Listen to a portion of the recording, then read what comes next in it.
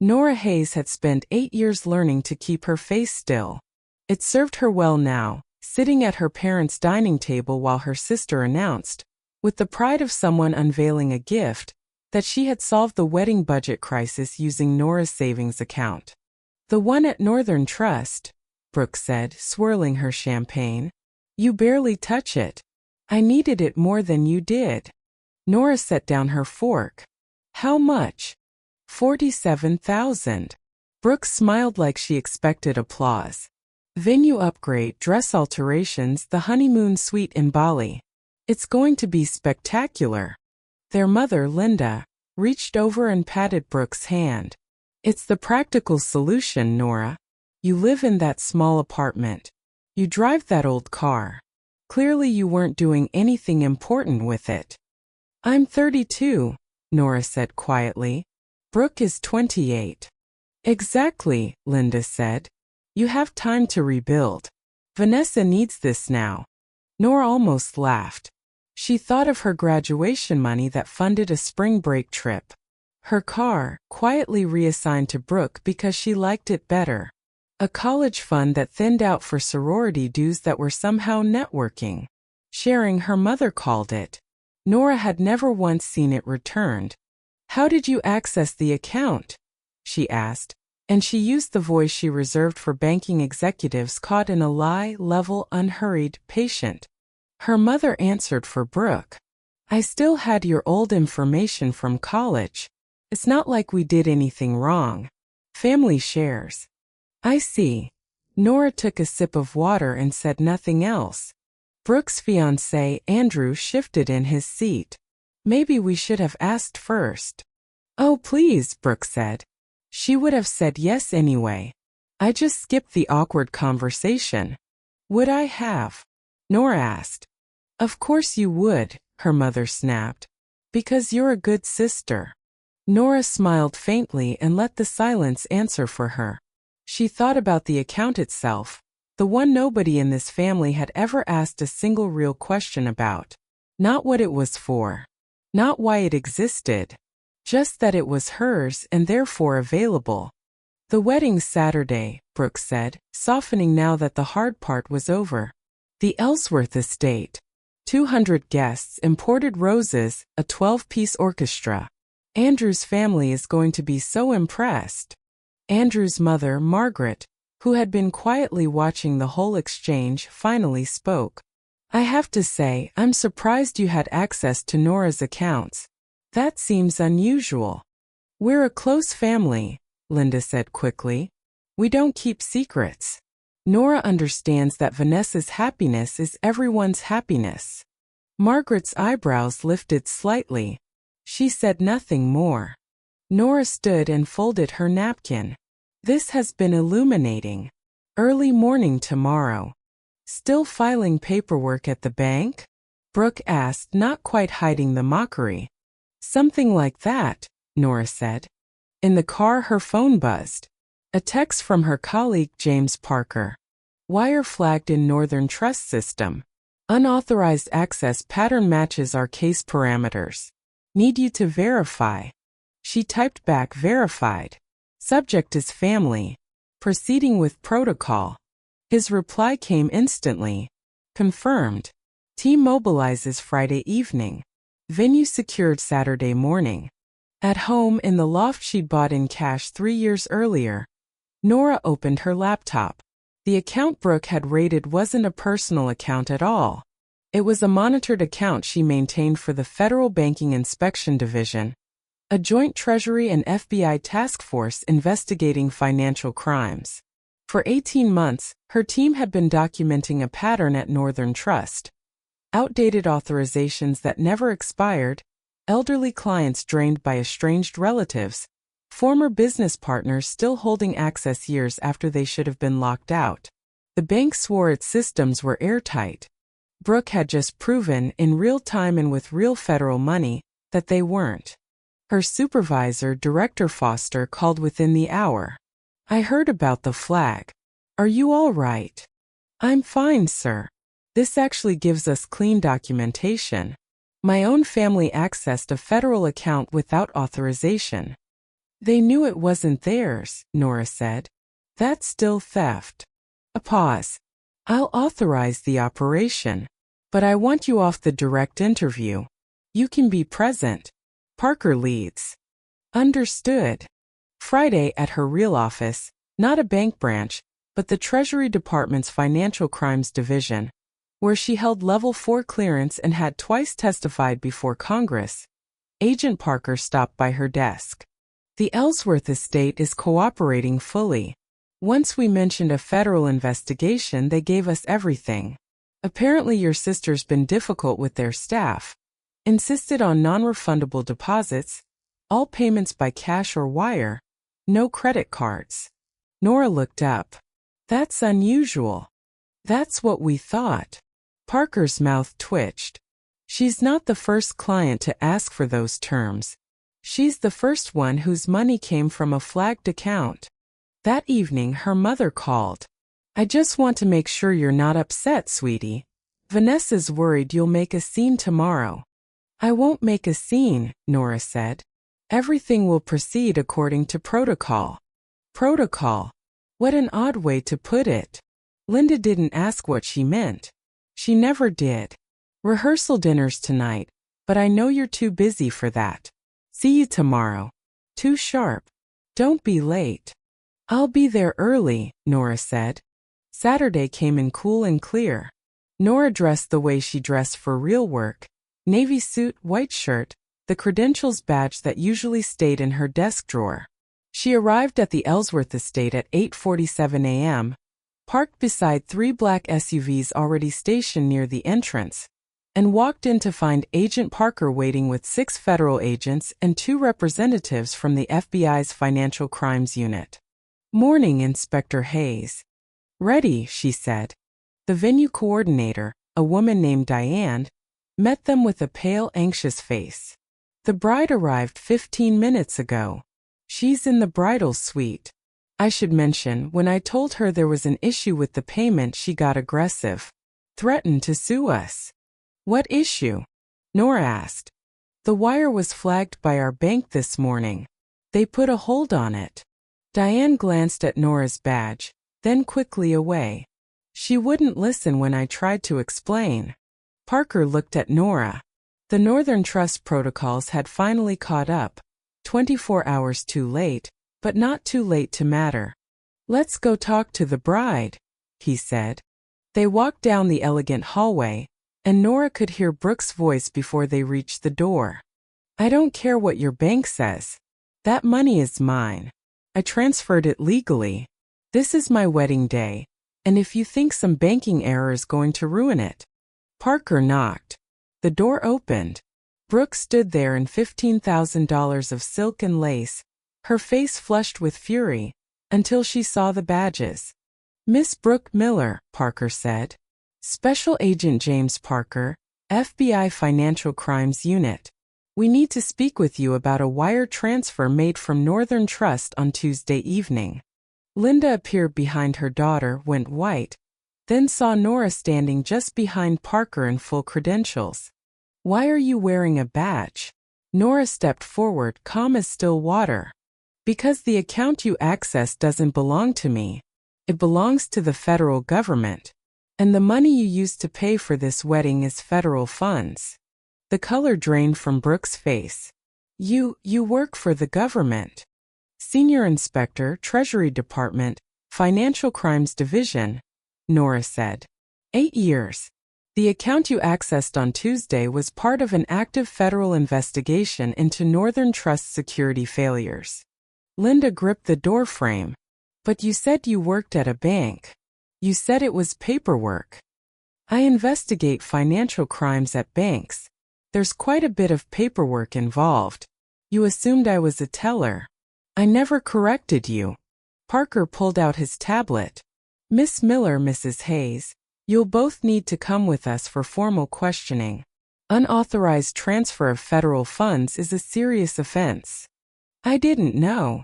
Brooke's voice cracked. How was I supposed to know it was a government account? It was just sitting there. That's part of what we're investigating, Nora said evenly. The fact that you could access it at all is a security failure. But the transfer itself is still theft. Behind Brooke, 3 bridesmaids stood frozen in the doorway. Linda's voice shook. Nora, tell them this is a misunderstanding. Tell them you gave permission. I didn't give permission, Mom. I didn't even know about the transfer until Brooke announced it at dinner. I filed the required federal report that same night. You filed a report on your own family? I filed a report on a federal crime. The relationship of the people involved doesn't change the law.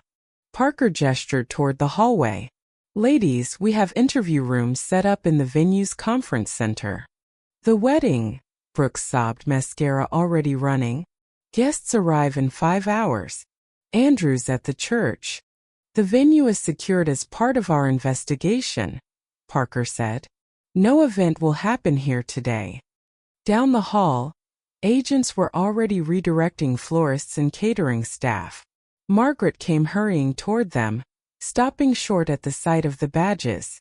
Nora? What is this? Senior Inspector Nora Hayes, Treasury Department, Nora said. My mother and sister accessed a federal monitoring account without authorization. The funds paying for this wedding were obtained illegally. Margaret turned to Brooke, who was sobbing openly now. You stole federal money. I didn't steal it. It was Nora's account. How was I supposed to know? Perhaps, Margaret said. You should have asked before taking money that wasn't yours, regardless of whose it was.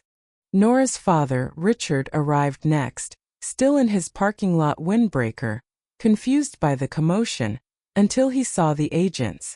What's happening here?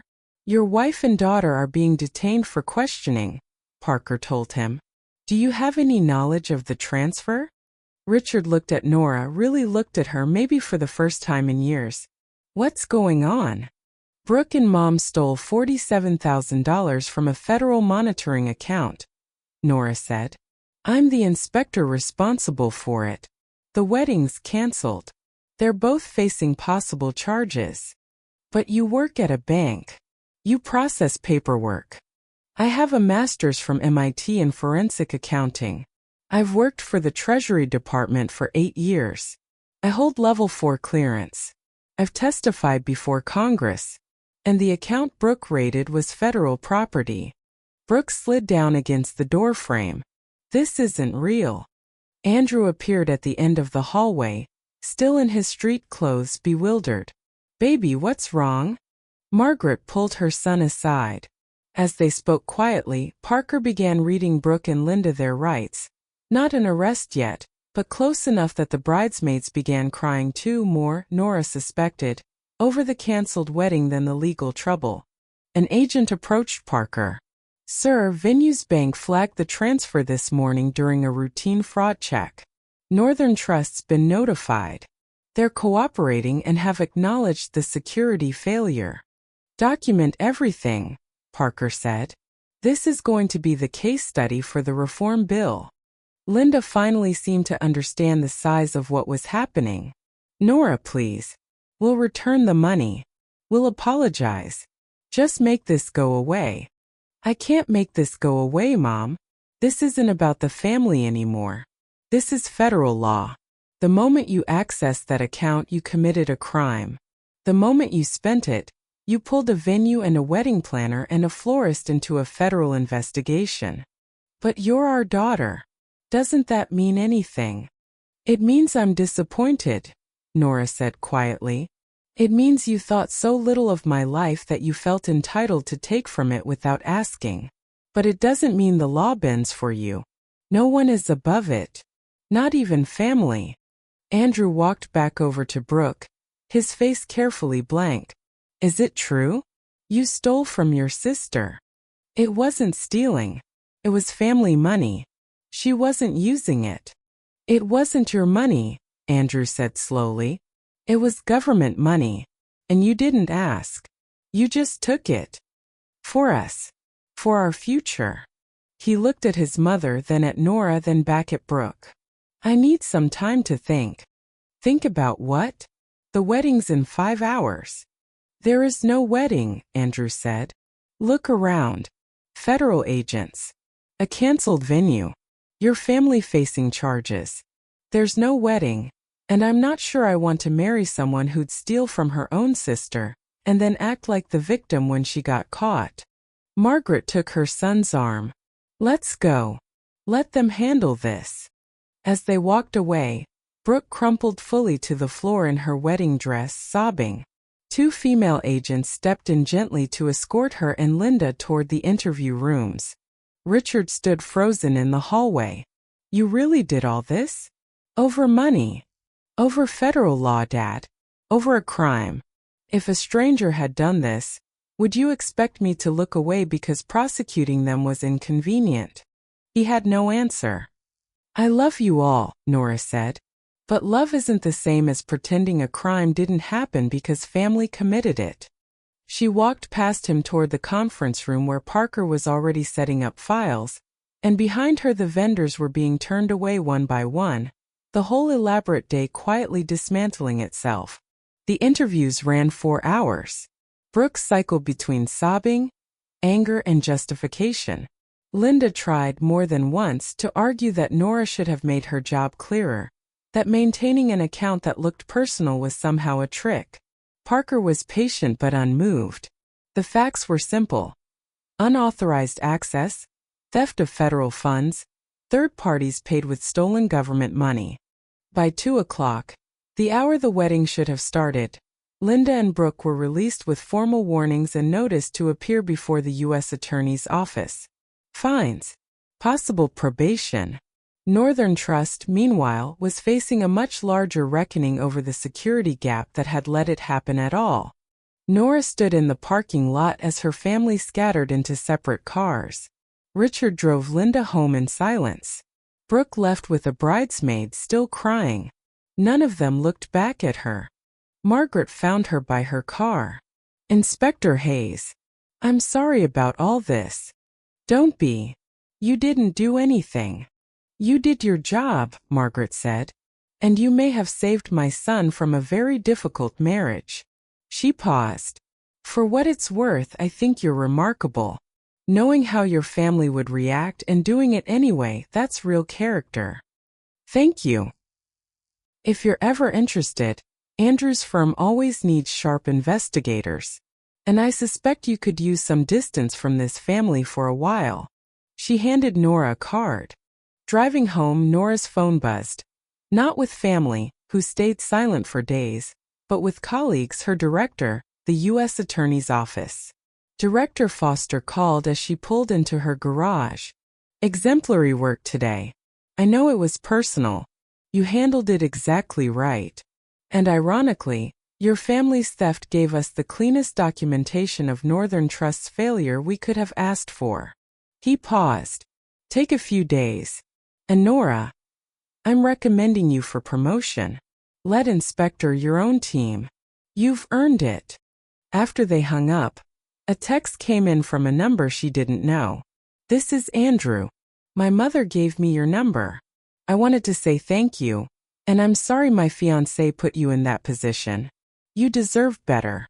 If you ever want coffee, and to talk about anything other than federal crimes, I'd like that. She smiled and typed back. Coffee sounds good. Next week.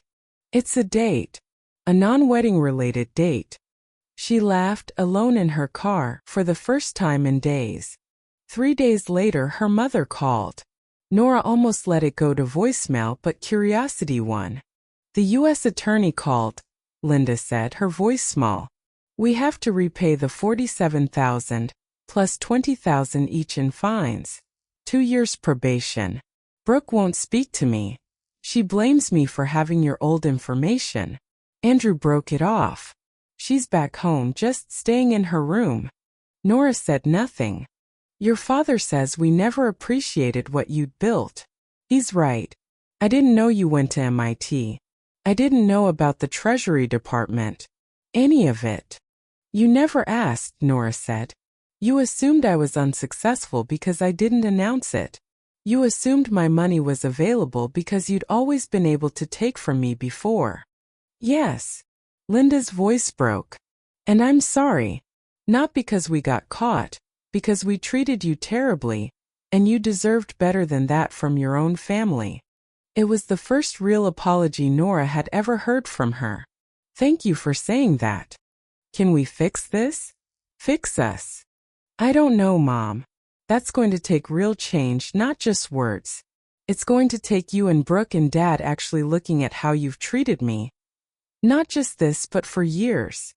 We will. I promise. Clear boundaries," Nora said. "Real respect. Or we don't have a relationship." "Clear boundaries," Linda repeated softly. "Real respect. I understand." After they hung up, Nora looked around her apartment, the one she'd paid for herself, the skyline stretching out past her window. She thought about her promotion, about coffee with Andrew next week, about the new team she'd be building, about the reforms already moving through Northern Trust because of a wedding that never happened. Her family had tried to take from her, certain she had little worth taking. Instead, they'd lost almost everything, and she had lost nothing that mattered at all. Somewhere across town, in a house full of consequences, they were finally learning what she had always known. That quiet competence outlasts loud entitlement, every single time. Especially when the people who underestimated you are the ones who were supposed to know you best.